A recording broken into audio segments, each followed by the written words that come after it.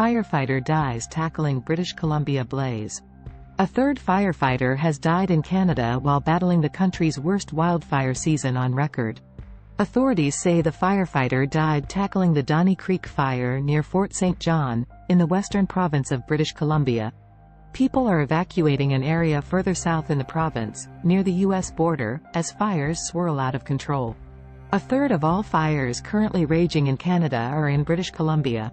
So far this season, Canadian wildfires have burned about 30 million acres of land, more than the land area of South Korea or Cuba. Residents in the town of Osoyoos, in the south of the province, and its surrounding areas were told to evacuate late on Saturday after a fire originating from the northwestern U.S. state of Washington crossed into Canada. People in the town shared photos of the approaching fire on social media, including the image above. 2 other firefighters have died in separate incidents this month in what has become Canada's worst wildfire season on record.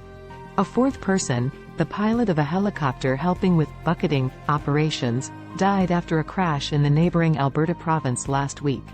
Some 613 of the 990 fires currently active in Canada are considered out of control.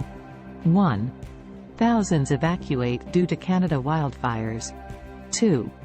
Millions under smoke advisory due to Canada fires.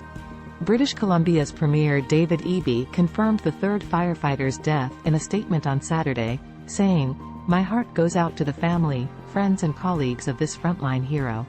Mr. Eby said the season this year had been profoundly awful, and described firefighters making extraordinary sacrifices to keep us safe. In June, firefighters in Nova Scotia on the Atlantic coast battled the province's largest ever wildfire. Climate change increases the risk of the hot, dry weather that is likely to fuel wildfires. The world has already warmed by about 1.1 C since the industrial era began, and temperatures will keep rising unless governments around the world make steep cuts to emissions. 1. July set to be world's warmest month on record. Canada is estimated to be warming twice as fast as the rest of the world, and its extreme weather events have become more frequent and intense. Its wildfires have also sparked pollution alerts across North America, as smoke is blown south along the continent's eastern coast. Smoke has even reached as far as Europe. Zelensky after Moscow drone attack, war coming back to Russia. Ukraine's President Volodymyr Zelensky has warned war is coming to Russia after an early hours drone attack on the capital Moscow. Mr. Zelensky said attacks on Russian territory were an inevitable, natural and absolutely fair process of the war between the two countries. Russia's defense ministry said 3 Ukrainian drones were downed on Sunday, with 2 crashing into offices. Vnukovo Airport, southwest of the city center, was also briefly shut. The city's mayor Sergei Sobyanin said the facades of 2 office buildings were slightly damaged.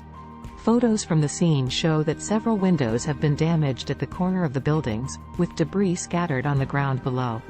One eyewitness, who only gave her first name as Leah, told Reuters news agency she could see fire and smoke. "We heard an explosion and it was like a wave, everyone jumped," she said. "Then there was a lot of smoke and you couldn't see anything. From above, you could see fire."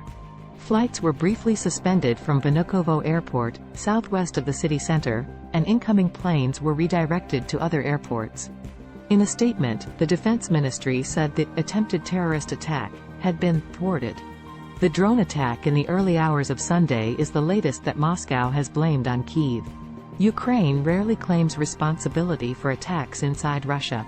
But in a video address on Sunday from the western Ukrainian city of Ivano-Frankivsk, Mr. Zelensky said that Ukraine was getting stronger. Today is the 522nd day of the so-called special military operation, which the Russian leadership thought would last a couple of weeks, he said. Gradually, the war is returning to the territory of Russia to its symbolic centers and military bases, and this is an inevitable, natural and absolutely fair process.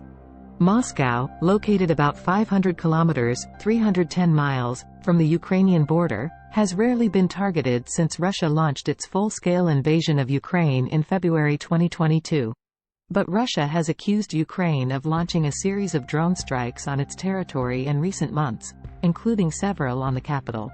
The most notable was in May, when Russia claimed Ukraine used 2 drones to attack the Kremlin, the heart of the city. Ukraine denied attacking the Kremlin or targeting President Vladimir Putin. 1. Russia does not reject Ukraine peace talks. Putin. Russia's defense ministry says Ukraine also carried out an overnight drone attack on Crimea territory, which was annexed by Russia in 2014.